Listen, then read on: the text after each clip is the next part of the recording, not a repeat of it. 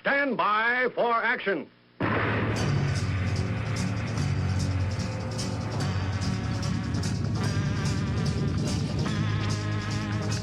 Thanks for joining me. My name is Dave Milner. I am the Unpleasant Blind Guy, and I want to welcome you to part one of this episode of the Unpleasant Blind Guy on EDL Radio.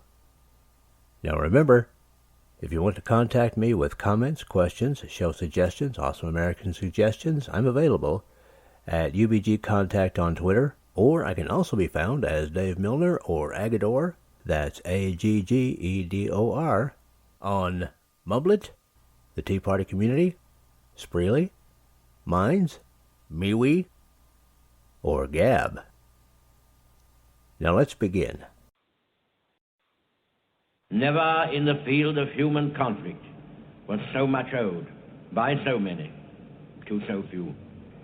I hope, indeed I pray, that we shall not be found unworthy of our victory if after toil and tribulation it is granted to us. For the rest, we have to gain the victory. That is our task. Let us therefore brace ourselves to our duty, and so bear ourselves that if the British Empire and its commonwealths last for 1,000 years, men will still say, this was their finest hour. We shall not fail or falter. We shall not weaken or tire. Neither the sudden shock of battle nor the long-drawn trials of vigilance and exertion will wear us down. Give us the tools, and we will finish the job. We shall go on to the end. We shall fight with growing confidence and growing strength. We shall defend our island, whatever the cost may be. We shall fight in the fields and in the streets. We shall fight in the hills. We shall never surrender. 12, 11. What are we running here? A cadet ship number 1? Are we ready or not? 10, 9. Ignition sequence start. Atomic batteries to power. Turbines to speed. Ready to move up. 6, 5. All decks are ready, sir. 4, 3, 2, 1, 0. Engage. All engine running. Liftoff. We have a liftoff.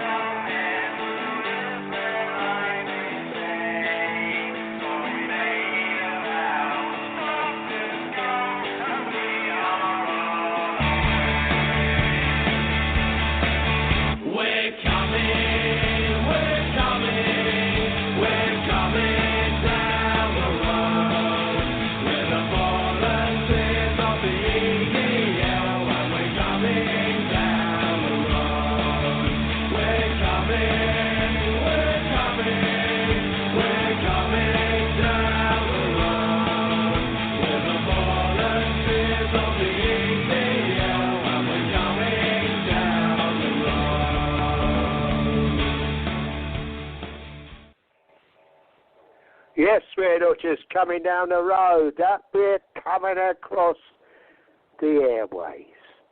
Good evening, ladies and gentlemen, and welcome to the English Defence League radio show, the Year for Patriots. Welcome to the English Defence League radio show with your host, Jeff Spider Mitchell, and my wingman for this evening is Dave Agador Milner. Tonight we begin our new year with current headlines and discussion of the year just past. We clear out the rubbish from 2019 and take a running start at 2020, the year of the Patriots. A spark to work ahead in this, the year for Patriots.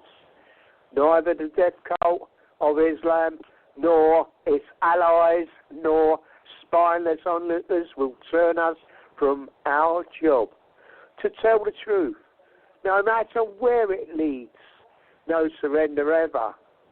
All that's necessary for evil to prevail is that good men do nothing. And that was by the late great Edmund Burke. Those who make peaceful revolution impossible will make violent revolution inevitable. And of course, that was by the late great President John F. Kennedy. And as I say, Starship EDL has hit the stars now. We've taken off. You heard that? We're flying high. So, with that, the Starship EDL day. Now that's a bit different, isn't it? Back to you, mate. Good evening, Jeff, and a good evening to everybody in the UK. Hello to everybody in the States and around the world, and yes, of course, off Earth. Yes, it's been the EDL radio airplane, and now it's the EDL radio Starship.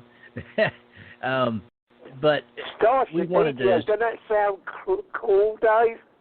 Yeah, it does. Starship EDL. That's right. And want to thank Captain Pike for giving us a good send off there. Yeah, Jeff. I hope you had good holidays. This is Christopher. That's right. Yeah. Now, Jeff, I hope you had a good holiday. I know I did. And we're back and ready to do some business. Yeah. Yeah. Yeah, it was quiet. And I hope it was nice to recharge the our EDL batteries, wasn't it, Dave? And to just sit back, chill out a little bit, take on board the festivities that was going on around us, which most people do. It's all. That's the time of the year I really like. It's the you hope that the world would be at peace, but unfortunately, there's always some issues across the world, isn't there? Well, I don't think we've ever lived in a time that we've seen total peace across the world, have we, don't? But we live in hope, and we hope that time of the year, which is so special, is a hope for mankind and all mankind, peace and love to everybody. Just certain times of the year, isn't it, Dave? But it was good. It's great. Dave, I'm glad you enjoyed yourself. Because Dave likes to catch up with different videos and things and like that, didn't you, Dave? And doing your own thing, didn't you, mate? Yeah, Jeff. I mean, it is kind of nice to take a break from the idiocy that goes on out there. I always miss the good friends that we have, our colleagues and whatnot, and of course, always miss the people that listen to our shows and our friends on social media and things of that nature. But the idiocy just reaches a point of critical mass, and that's why we take the time off that we do, just so that we don't get so frustrated that one day we don't come back. So. But you know what? It is first of the year. A lot of things have happened while we were away. We left on the 19th of December, and we're going to be covering some of that. And the first thing I want to get into, Jeff, is this issue. We know we have some listeners in Australia, and we send our thoughts, our prayers out to you guys. These brush fires. I don't know, Jeff. I've seen a composite satellite image of what they look like, and it's just inferno. I mean, it looks like the place has been bombed. It looks like honestly a war zone there, and it thereby hangs a lot of issues. And we're not talking about just the deaths of people and animals and the destruction of property, which has been massive there. All right. Some of the bigger fires have been set in the southeastern and parts of Australia, and in the far eastern part of Australia, right around. I noticed one area there, Jeff, was right around Brisbane, and some of the others in some rather heavily populated areas of southeast Australia, and all of the Hillary Clinton, a few of the other politicians over here, and the quote-unquote stars at the Golden Globes, which we will be covering that a little bit later with a little amusing something for you. He's my hero now at the moment. I know he's a lefty, but I love what he did, Dave. Classic. Oh, yeah. Classic man. And we'll be playing that. We will be playing that. But all of them were saying, oh, yeah, this is global warming. Yeah, we warned you. It was global warming. Well, guess what, guys? It turns out it wasn't global warming. It was arson. Okay? Yeah. This is coming from multiple news sources now because they're getting this from Australia, from Australian news agencies who are getting it from Australian law enforcement.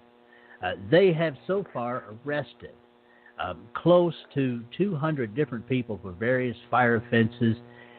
Somewhere around 87 or so of them have been arrested for direct arson. In other words, for directly setting the fires themselves on purpose. We're not talking, guys, here about people who are just, like that, maybe have a campfire going or throw a cigarette out the window or something like that, which they are taking them in for that because this is very serious. That entire area is a tinderbox. But we're talking about people who deliberately set the fires down there. And there's another issue, Jeff, I want to get into. We'll get back to the people who deliberately set the fires. Part of the problem down there, and part of what has fed these terrible brush fires, has been the fact that the enviro nuts down there set these regulations to where people can't clear away the undergrowth that is in the woods down there. And I know about this danger of this, partly because of the forest fires that happened in California a few months back. They have the same kind of regulation. Yeah, they have the same kind of regulations there. You cannot clear away the undergrowth. And we're talking about, guys, things like pine needles on the forest floor, bushes, deadfall, and things like that.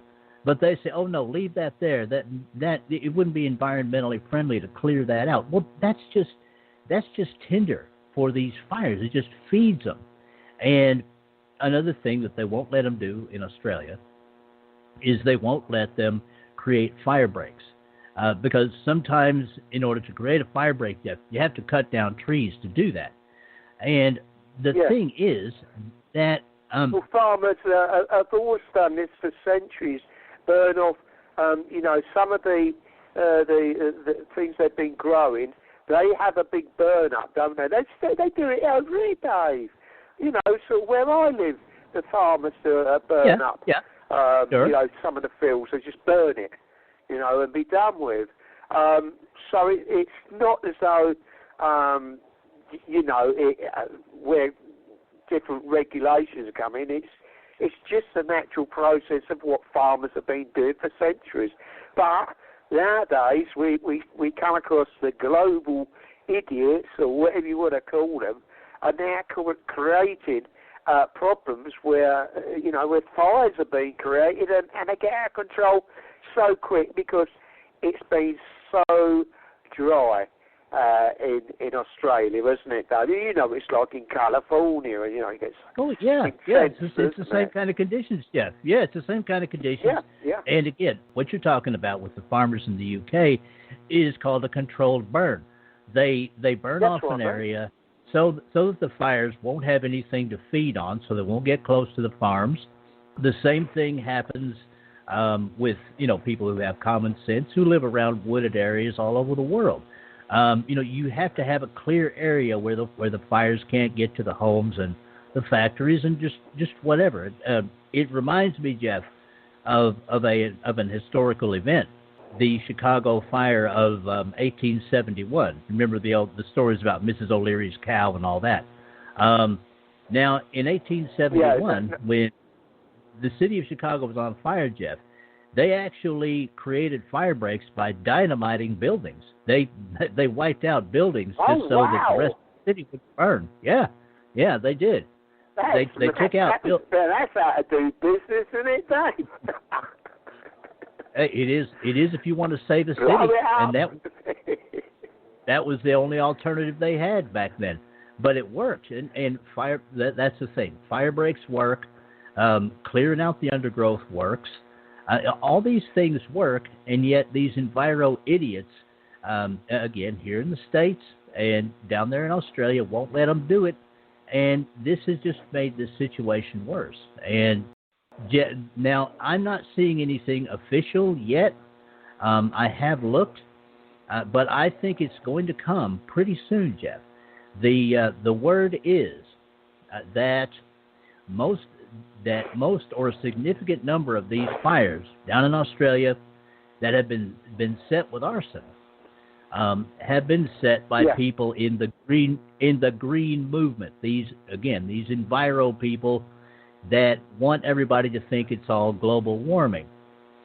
Yeah, not just those type of people, but I don't know if you know, Dave, and you probably do, but it's all part of the cultures of death. Is to create fires, this, that, and the other, like they've done. It's a part of their strategy.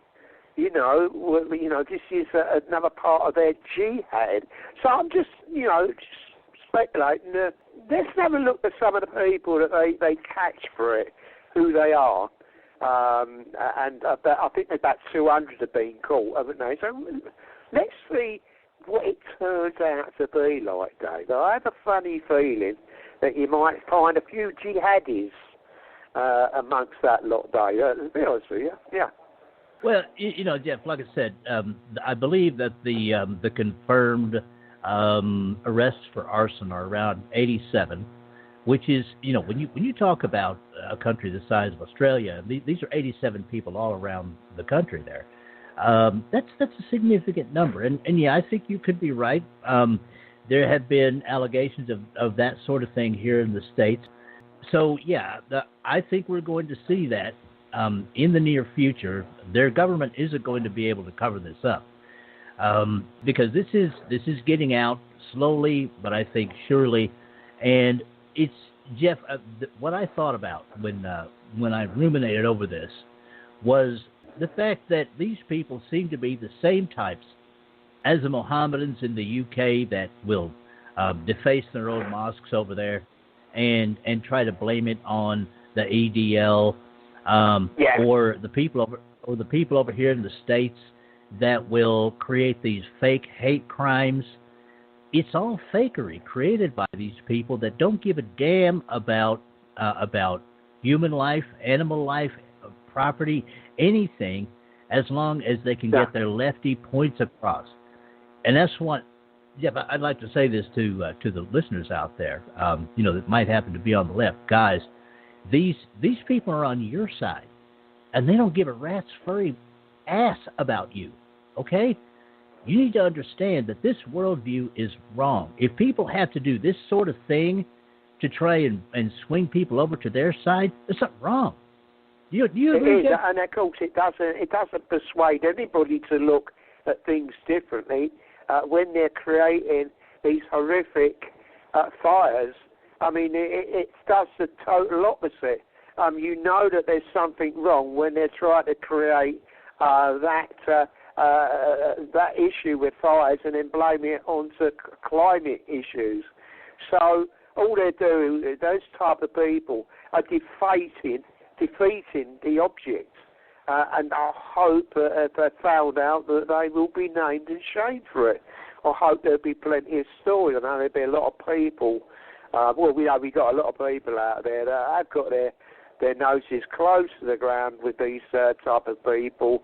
So we are listening and we are watching very closely, aren't we, Dave? Also, just got to give a mention how disgusted the firemen were when the Prime Minister decided to come and to look at exactly what had been going on. He'd been out over in Hawaii while the fires had been raging. And one of the things I saw is he walked up to a fireman who was sitting there, was totally knackered. Imagine it, he's been trying to put out these fires. He walked up to shake his hand, he's, go away, jog on, like, you know what I mean? And that was the response he had. Yes, they're pouring money in now, doing what they should do, but it's very, very... Well, what would you think, Dave? He's sitting there and there's this kid who's who calls himself a Prime Minister, has been swanning around in Hawaii, catching the sun while people have been dying, animals are being killed left, right and centre, and he still had to get his son. A bit like David Cameron when we had the riots going on in this country. Remember, Dave? Remember? That's exactly the same thing. You know, yes. Got no time for those people, you know what I mean? Everybody have an holiday, but when you've got a crisis, you just say, stuff your holiday. I've got to be there with the people, not him. He needs to get his extra a few more hours in the sun. And no wonder that response was like that. And good luck to them firemen. My thoughts and prayers go to them lads. There's been a few firemen who died fighting those fires, and God bless them and their families. This is horrific, Dave. It is. You know, myself and Dave, our thoughts and prayers go out to all of you that's been involved. It's I can't even think of how devastating it is to know. You know, you look around to see what's happened to the country. You know, a beautiful country like Australia has been devastated in that way. And then you hear arsenals, and it breaks your heart, doesn't it, Dave? I think there's people out there who try to make things, things that's bad, make them twice as worse. I mean, that just gets me, Dave. That just, you know, I just can't get over that and put me so myself. Well, yeah, Jeff. I mean, okay. Now, there's good reason why, in my opinion, a state leader should not insinuate themselves right into the middle of a rescue effort. And the reason I say that is because I think back on when Hurricane Katrina hit, you know, the New Orleans area, and everybody bagged on President Bush, and everybody bagged on President Bush for not running down there immediately. And I felt then, and, you know, I still feel that he did the right thing, because you don't want a state leader and their entourage and all that stuff around there and all the security and whatnot when the disaster is still going on and they're trying to rescue people and they just get in the way. But that doesn't mean that the Australian PM could not have flown back to Canberra, you know? I mean, if nothing else, just show that bit of solidarity. I mean, if the fires had gotten near him, I'm sure they would have gotten him out. That wouldn't have been an issue. Just do that much. You know, he didn't have to go on site and get in the fireman's way. You know, just fly back to Canberra. You know, disgusting Photoshop. That, you know, it's like the left wing media following him around. Oh, I've got to do my Photoshop. Yeah. And the guys refused to shake his hand. God bless those firemen, eh? I would have refused to shake his hand. He's like, he got away with just someone not shaking his hand and not someone not sticking one on him. There you go. To be honest, well, certainly, yeah. There's a right way and a wrong way to handle these situations. And, you know, and again, you know, all we can say here is, you know, that, again, our thoughts and prayers do go to the people who have lost property, to the people who have lost lives, to their family and friends, and, of course, to the people who are still out there at this moment fighting those fires. And let's just hope that the truth comes out about these greenies and anybody else that set those fires, what their motivations were. And let's also hope that not only in Australia but in other places around the planet that may have worked up these dumb environmental policies about not having undergrowth or fire breaks learn their lesson from this. And no, this isn't a lesson about global warming. It's a lesson about environmentalistic idiocy. Okay? Learn this lesson, guys. Save some lives. Now, Jeff, we're going to move on to the next thing. Well, let's give a figure, Dave, for the listeners. Most listeners, you will know that the wildlife in Australia at this moment in time, it's probably gone up since, stands at least half. I think it's 500 million animals have been killed. I think it's 500 million, Dave. Well, it might be 500,000. 500 million. It might be. That is serious. That is really serious. I mean, wallabies, kangaroos, koala bears. It breaks your heart, man, doesn't it?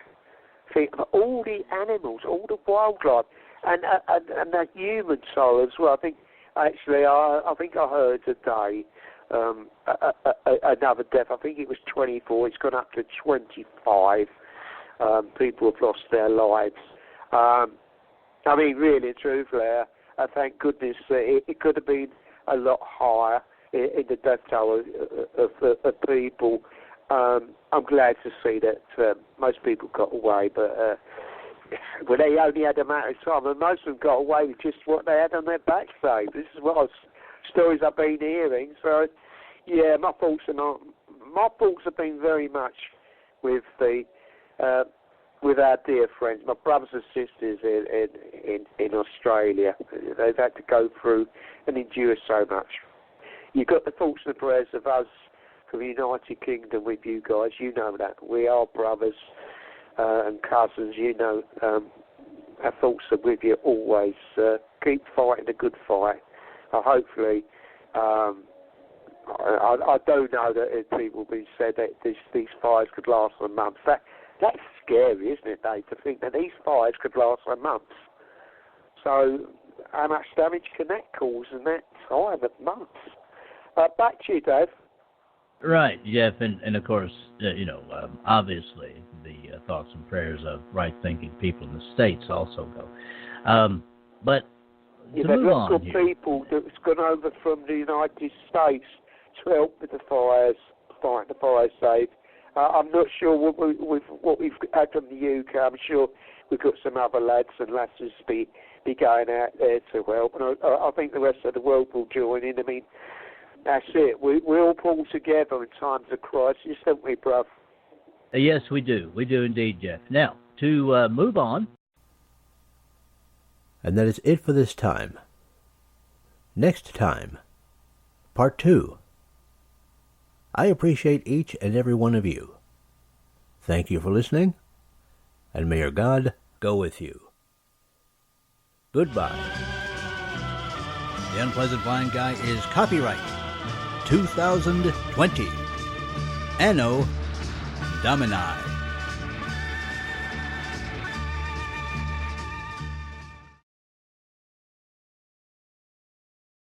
Now for Dave's Canes.